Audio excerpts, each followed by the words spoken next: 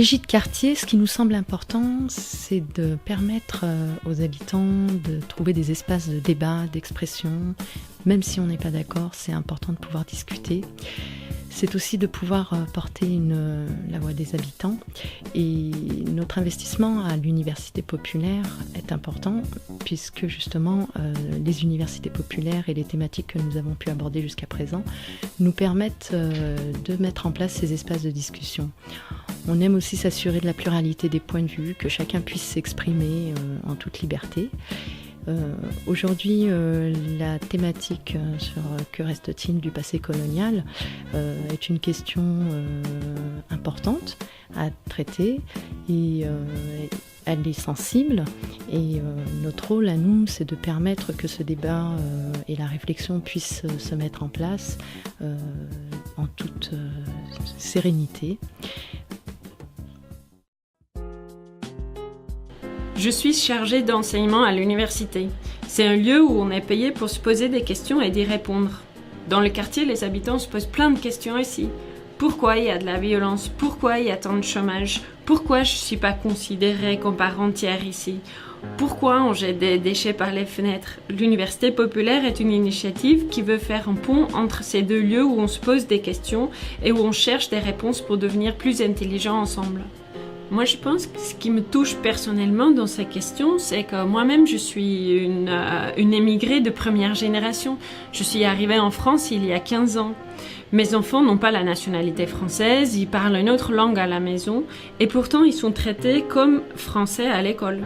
Comment se fait-il que les personnes qui sont nées ici, dont les parents sont nés ici, et qui parlent un parfait français, sans mon accent bizarre, comment eux, ils sont encore considérés comme des citoyens de deuxième rang, comme ils sont pas complètement français, surtout quand ils habitent un quartier.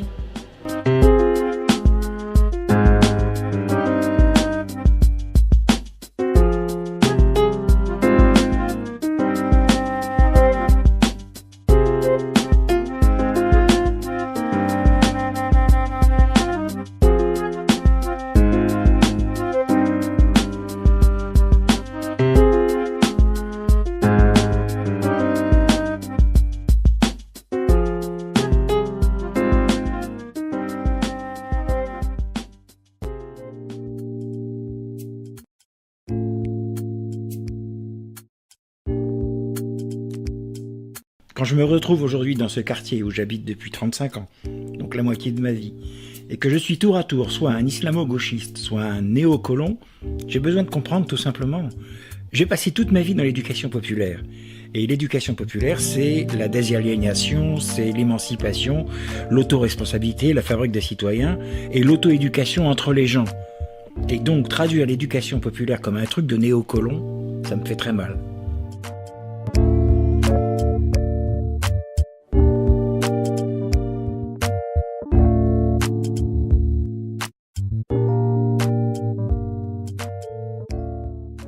Saïd Bouamama était venu à l'Université populaire en novembre 2015 pour parler de la stigmatisation des quartiers et il disait que la question de l'histoire esclavagiste et de l'histoire coloniale était incontournable pour une raison simple. Parce que l'on a complètement sous-estimé les effets de la colonisation sur les peuples des pays colonisateurs. Pendant 130 ans, on a expliqué en France que l'on était supérieur aux autres cultures, qu'on allait les civiliser, que c'était des sauvages. Pendant 130 ans, ces idées ont été diffusées dans les journaux, des photos, des films et des livres scolaires. On a diffusé des images du noir, de l'arabe et du musulman qui empêchaient de les considérer comme notre égal. Il faut faire une déconstruction de l'espace mental colonial, qui n'a pas été fait après les indépendances. On pensait qu'on pouvait passer à autre chose. Mais on a oublié que ces images restent dans les imaginaires. Et donc ce n'est pas la faute du peuple français, c'est un héritage. Mais ceux qui ont la responsabilité de l'éducation nationale, la responsabilité des médias, etc., et qui n'entament pas assez ces déconstructions, ont une lourde responsabilité. L'Université populaire est alors une forme de réponse à ce défi lancé fin novembre 2015. Et puis évidemment, nous n'étions pas d'accord.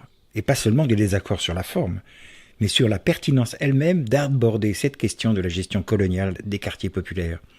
La colonisation est derrière nous, disaient certains. Certes, disaient les autres, mais le passé colonial est toujours présent, aussi bien dans les têtes que dans la situation faite aux habitants des quartiers populaires. Les premiers en rajoutaient en disant que si nous abordons le thème du passé colonial, nous allons donner crédit à des positions radicales. Évidemment, les seconds pensaient que justement, parce que la question de la gestion des quartiers était tout le temps évoquée, il fallait en parler rien que pour comprendre. Finalement, c'est toujours cette vieille question. Vouloir comprendre, ce n'est pas justifier. Il ne semble pas que nous ne soyons arrivés à un accord sur cette question. Il ne semble pas non plus que les uns et les autres aient changé d'avis, mais nous avons avancé sans avoir l'impression d'avoir validé des propos extrêmes.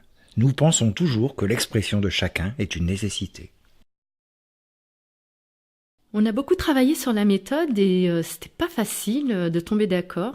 Et finalement, on a réussi à faire consensus autour d'un programme. On a souvent préparé les soirées en amont avec des petites soirées en comité restreint. Et finalement, on est arrivé sur un programme où, au départ, on a fait le choix d'aller sur une soirée de témoignages en partant des habitants, de leurs ressentis, de leur histoire personnelle. Et ensuite, on s'est posé la question de pourquoi la France avait colonisé à un moment donné. Et puis, on ne pouvait pas s'arrêter sur la colonisation sans parler de la colonisation algérienne, puisqu'aujourd'hui, c'est quand même une histoire qui nous habite tous. Et puis, petit à petit, on est entré dans le vif du sujet avec la continuité de l'imaginaire colonial, avec Nassima Moujoud, où là, on commence à traiter de cette question, que reste-t-il du passé colonial ? Et pour réfléchir aussi sur ces questions de discrimination, on a aussi travaillé avec Kenja sur la France, avec Glissant, et comment en fait construire une France pas à partir d'une souche, mais à partir des rencontres et en se créolisant. Et très récemment, on a fini avec la soirée sur la gestion des quartiers, parce que c'est la question qui se pose aujourd'hui dans les quartiers, dans les milieux militants. On entend beaucoup parler les gens de la question coloniale, et c'était là le vif du sujet, et de se poser la question de savoir de quoi parle-t-on quand on évoque cette question-là.